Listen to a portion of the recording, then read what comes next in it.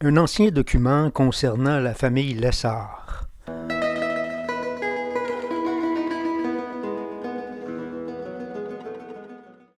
En 1592, François de Lessard et son fils Gilles échangeaient des morceaux de terre à Chambois.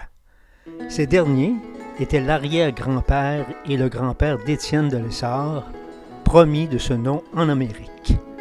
Le document que vous pouvez voir ci-dessous, sa transcription suit, est le plus ancien contrat découvert de cette lignée. Il a été conclu à Chambois, 16 ans avant la fondation de Québec, ce qui donne une idée de l'époque dans laquelle il s'insère. Échange entre François de Lessard et Gilles de Lessard, le 25 décembre 1592. L'an 1592, le 20 et 5 jours de décembre à Chambois, devant les tabellions du dit lieu, avant midi.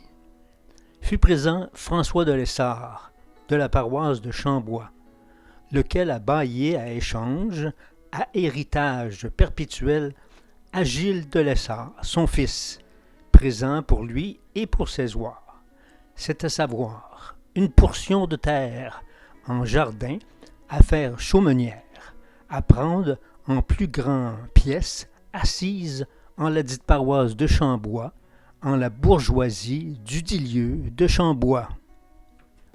La preuve de cette filiation d'Étienne de Lessard à François nous est révélée dans un partage du 1er novembre 1613.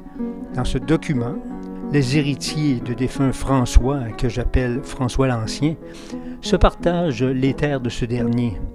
Les trois héritiers sont Jean, son fils encore vivant, André de Lessard, représentant défunt Cléophas, son père, fils du défunt, et enfin, le troisième héritier est François l'aîné, fils de défunt Gilles de Lessard, ce dernier héritier agissant pour ses deux frères Jacques, qu'on appelle le fabricant de chandelles, et François le Jeune. Les documents d'archives ont montré que ce Jacques de Lessard était le père d'Étienne qui a émigré en Nouvelle-France.